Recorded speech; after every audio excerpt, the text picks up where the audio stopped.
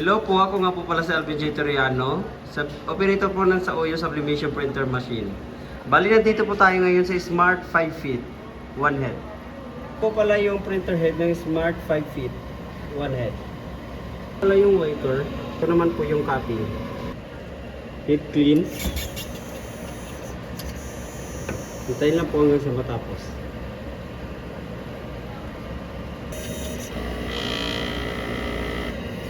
After po ng cleaning, kailangan po natin punasan yung wiper at saka yung cutting.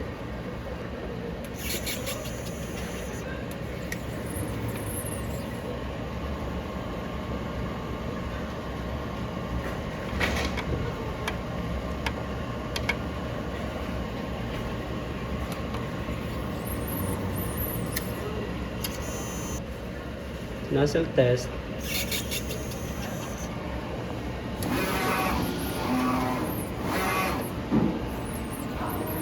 Kailangan po buo yung nozzle bago tayo mag-print. Wala yung ink tank. Ink level niya po nasa tama lang. Yung EVR. Yung ink waste tank. Ito rin po yung ground wire niya. Yung ICC profile. Ito nga po pala yung daily output record namin. Nasa system na po. Ito po yung sa consumables.